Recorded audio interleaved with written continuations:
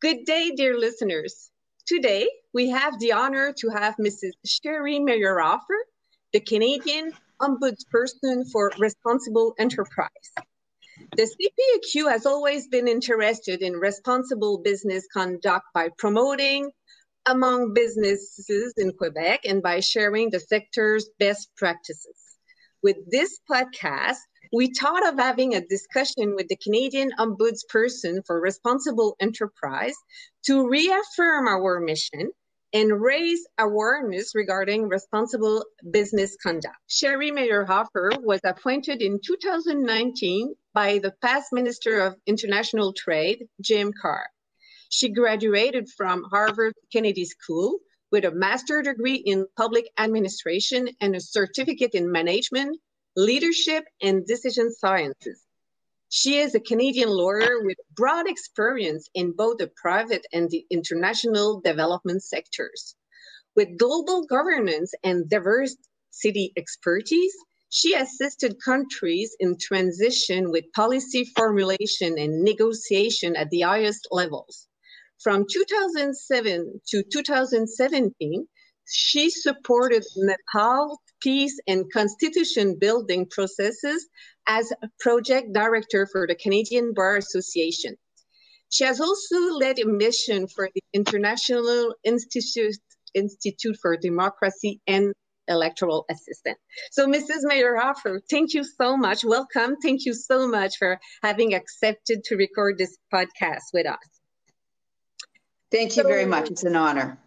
Thank you. It is an honor for you to have you with us. So my first question for you is, what was the context for the Ombudsperson for Responsible Enterprise to be appointed, and what currently is your mandate? Yeah, so the context is about almost 2 decades long. Since about early 2000s, there were consultations among the mining and oil and gas sectors, civil society organizations, and the federal government. So various Canadian governments since the turn of the century were concerned about the international reputation of Canada when the operations of Canadian companies abroad caused harm to local actors. Canadian civil society, they wanted the government to establish a body to monitor the operations of these companies abroad and to provide a mechanism to resolve disputes and provide remedies for those harmed. Most importantly, probably to provide remedies for those harmed. The interests of the two extractive industries were, of course, central to the conversation, both in terms of corporate governance and in terms of the impact on the potential economic benefits to Canada and the countries they worked in abroad. In the last decade, the garment industry has struggled with the global supply chain issues that impact on human rights. So this led the government to add them to the sector under CORE's mandate. So that's the context. It's been a long time coming. And there have been other offices and experiments like a counselor that have preceded the CORE. So so with respect to my role, it's that of a human rights ombud. CORE represents the public interest in respecting human rights in the operations abroad of Canadian companies in the mining, oil and gas, and garment sectors, as I mentioned in how it was created. As an impartial ombud, CORE does not represent the complainant or the Canadian company. We work with both parties to try to resolve problems informally, or if necessary, we will review a complaint and where appropriate, we'll make recommendations to remedy a human rights abuse. And then CORE has the role to play in upholding Canadian values, which is why the Canadian government, wanted to create something in the first place. It's our Canadian value to protect and promote human rights, both at home and abroad. So at the bottom line, if it's not acceptable in Canada, it's not acceptable when they operate abroad. That's the underlying premise. So thank you. I understand so that you oversee issues related to the responsible business conduct of Canadian companies operating abroad. Do you monitor all sectors of activities or only specific ones? Yeah, so we monitor, again, as I said, only 3 sectors, oil and gas, mining, and garment. So there are many other sectors, we don't have a mandate over them. Okay. And then our mandate is focused on human rights specifically. Now, human rights, so it doesn't include, let's say, corruption, unless there's a human rights aspect to that. But when I talk about human rights, that includes environment, that includes labor and employment, and occupational health and safety. So this, when we're talking about economic, social, and cultural rights, sustainability falls under that, and those become human rights. They're interrelated. Okay, so this is interesting. When you say human rights might include environment, so maybe you can elaborate a little bit on that. That could be interesting.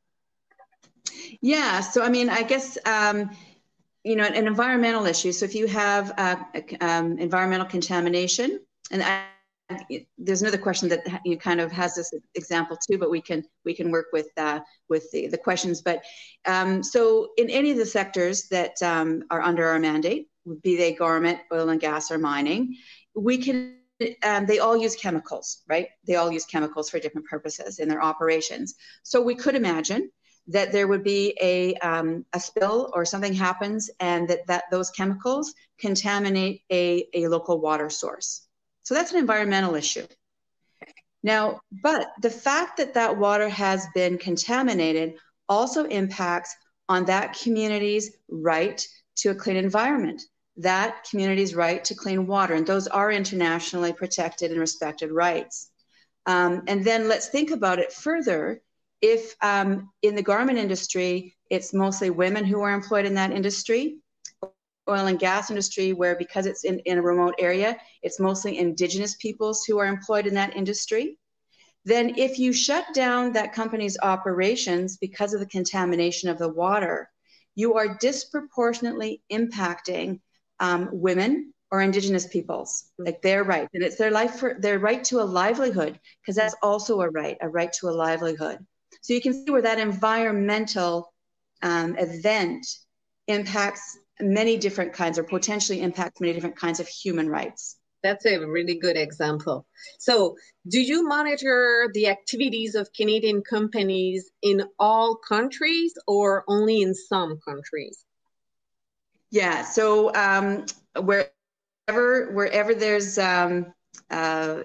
Canadian companies are operating, we cover that. So anywhere it has, I mean, the thing is, it needs to be a Canadian company. If it's a Canadian company, it doesn't matter where they're operating in the world. There's no limitations.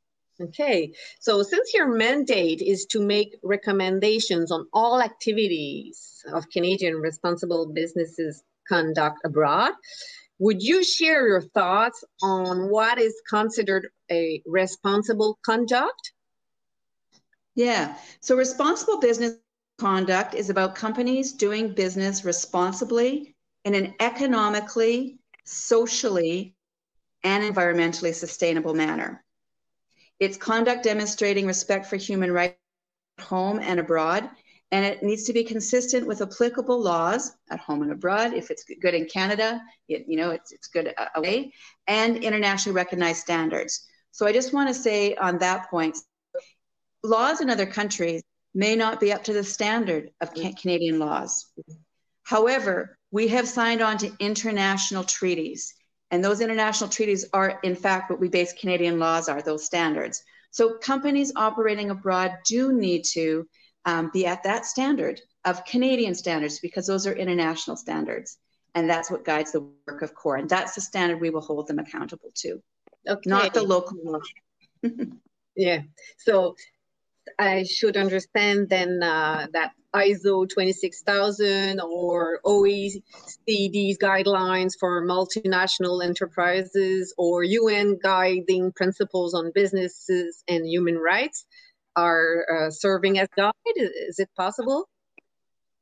Yeah, so I'll start by definitely the OECD guidelines for multinational enterprises and the UN guiding principles for business and human rights. Those are actually right in our mandate, and we are required to to refer to them when we're making our determination as to whether a standard has met or not met. And those are documents that Canada has signed on to, right? And so they are international commitments that Canada has made to hold Canadian companies to account for their implementation. So that's what those are. They're international commitments. Whereas ISO 26000, those are commercial standards. So we're not applying those. Those are commercial standards. We're applying international human rights standards. Okay, that's a good difference. So I understand also there's a possibility to submit a complaint against a Canadian company concerning an alleged violation human rights abuse presumption. Is it possible to give us examples on human rights abuse for Canadian companies operating abroad? You gave an example earlier. Would you have another example? Yeah, no, that's my best example, and I think it's really good because it applies to all three sectors. It brings in women and Indigenous people, as well as just the environmental. But again, I just want to reiterate that human rights abuses can arise in a wide range of matters, and I think I mentioned before, like occupational health and safety. Access to land is another one that I didn't mention before, and employment practices such as fair wages and reasonable hours of work. So those are all, part of human rights. And the example I gave, about the water contamination, it's a really good one because of how you can see it's so multi-intersectional. Yes. And when we read alleged a violation on your website, we wonder why one presume a violation of rights. Yeah, so that's just a matter of administrative law or rule of law, is that, everything is alleged until such time as evidence shows that it's factual. So, as an ombuds office, we are, we have a dispute resolution mechanism, we have a process, we are a fair arbitrator, a neutral arbitrator. So a complaint is alleged until such time as the facts show that it's either proven or it's disproven, right? So that's why it's alleged. So every complaint is going to be alleged until we perhaps conduct a review.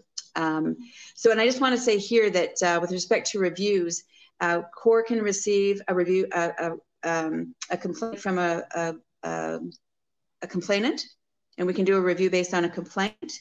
Or we can decide to, based on things we're hearing or things we're seeing, initiate our own review without a complaint. But at the same time, even if we initiate our own review, it's still an alleged problem. It's still an allegation because until it's proven, it's an allegation, even if we do it ourselves. Okay. In addition to complaints for alleged violation, human rights abuse, are there other possible types of complaints? No, human rights, like we are focused on human rights, right? So that's just, so that's the limitation. Now, as I said, human rights are very broad. International human rights standards, they're economic, social, and cultural. So, and then of course there's also political and civil, which is kind of what we often think in Canada as human rights being, but it's super broad, yeah. Okay, so I understand that, as you mentioned, that it is possible to file a complaint with your office on human rights abuse against Canadian companies operating abroad.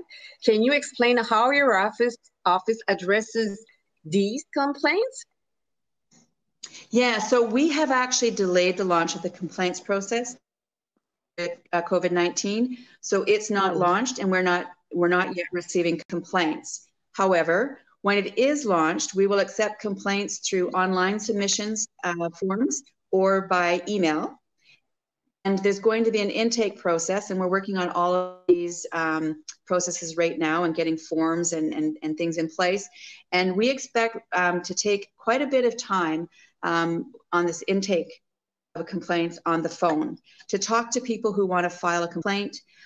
We want complainants or potential complainants to understand our process, which we will publish before we launch, so that they can choose whether or not to proceed. Because people might have a problem, but it may not be that they want to go forward with a complaint, human rights complaint, and it might be they might be able to resolve it in another way. So that shows your flexibility in trying to help people understanding what you're doing with virtual means.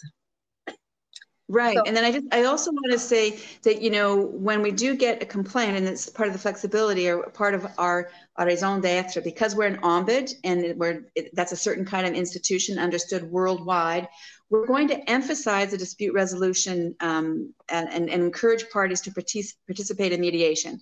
That's step number one. Like, you know, we're going to try to bring everybody to the table and see how we can resolve it. However, if a mediation is not appropriate or it's not possible, for example, if the complainant chooses not to proceed with that option, that might be possible. CORE, we do have that power to review, which is like an investigation. So, and that's where we'll gather the information, make the findings, and decide whether the allegation is in fact, you know, a fact, and make recommendations. I understand that, or I read, I would say that your office has consulted the stakeholders to implement its complaint and review process. Regarding this consultation, what were the Canadian companies' concerns? Yeah, so our formal consultations on our operating procedures were suspended because of COVID-19, because of the pandemic, but we are continuing to consult informally. And so we do know, we've heard from a number of companies and a number of industry associations, and they're supporting support for the compliance and dispute mechanism. Their main concern, they've told us, is to ensure that commercially sensitive information is protected. So that's the major concern that companies have, which is understandable. Yes. And okay, so what are the possible consequences for a Canadian company subject to a complaint on human rights abuse? Does it affect government funding, and are they subject to criminal offense? Yeah, so if CORE believes something is criminal, like if something criminal is taking place, we can recommend that the minister refer a complaint to the RCMP or some other law enforcement agency. If it's criminal, it's not within our mandate. We don't have that jurisdiction, but we can refer it, and we will refer it. If a Canadian company is not acting in good faith during a review, so once we get a complaint, we're reviewing, including not providing documents or other information, CORE can recommend to the minister that trade measures be imposed, such as removing future funding. So that's something we can do, but we would only do that if there was non-cooperation. Okay. So on the part of the company. This shows how it is important to have this kind of information today with you. That's right, yeah. And then if following the review, which is really an investigation, it's determined that a human rights allegation has taken place, we can recommend to the Canadian company that the Canadian company implement remedies. So we could recommend that they, pay restitution, or, even just issue an apology as a remedy. And that could be to communities or individuals. And then we can also recommend systemic remedies and changes to Canadian policies and procedures. Okay. So I don't know if you are aware of that, but after asking our questions, we always have unusual questions we ask to all our guests. And more, I would say, amazing. The first one would be, what is your favorite word when talking about sustainable development or social responsibility? Right. So actually, I really focused, on sustainable development, given, your organization and your focus. And I went online, I Googled, and I looked up sustainable development vocabulary. And so what jumped out at me was the word humanity. And when I looked at that site, the definition in that list of for humanity was, it referred to ecological footprint accounting as addressing whether the planet is large enough to keep up with the demands of humanity. So when I thought about that, I thought, well, I think the protection of humanity is the primary demand of humans. Like, we want to continue to exist. And that's, for me, the fundamental objective of sustainability. So, and I like that because it fits with CORE's mandate based on Canadian values to protect human rights globally. So it's putting humanity at the center of our work. And whether that's, the company, the Canadian government, civil society organizations, or the Ombudsman, we're putting, humanity, human rights at the center of our work. That's a really nice word. I agree. So what do you admire the most? Who do you admire the most when you refer to the sustainable development field? Yeah, so this was a tough one, but I managed to find somebody who I think is sustainable development and human rights that she kind of crosses, and that's Nobel Peace Prize winner Wangari Maathai. I admire her very much. So you may or may not know her, but she had a grassroots movement aimed at countering the deforestation threatening farmers in Kenya. And I just found that her initiative was courageous, inspirational, and impactful. And by that, I mean more than 900,000 women in Kenya benefited from her tree planting campaign by selling seeds for restoration. So she empowered women. And it was a sustainable project. Then that movement, which became called the Green Belt movement, it spread across to other African countries. And as a result of that, 30 million trees were planted. And then because of that campaign, the UN initiated its own campaign, which has since planted, I think it's 11 billion trees worldwide. So, from local to global, sustainable development, human rights, empowerment of women. I mean, this is a true example of a ripple effect of one person's actions on the world. So I really admire that. A great inspiration.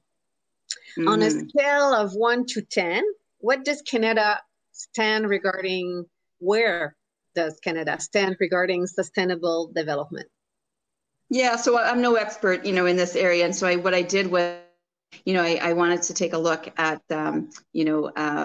what's out there. And I did look to a 2019 report by the Sustainable Development Solutions Network, and they ranked Canada 20th out of 162 countries in terms of sustainable development. So, Canada ranked ranked well below Nordic countries in 2019, but still, 20th out of 162, that's pretty good. And I think we're on the right path with our policy orientation, but there's certainly room for improvement on implementation and particularly on due diligence. So I think we're on the right path. We're in the top 20. It's good. Yeah, that's good. That's good.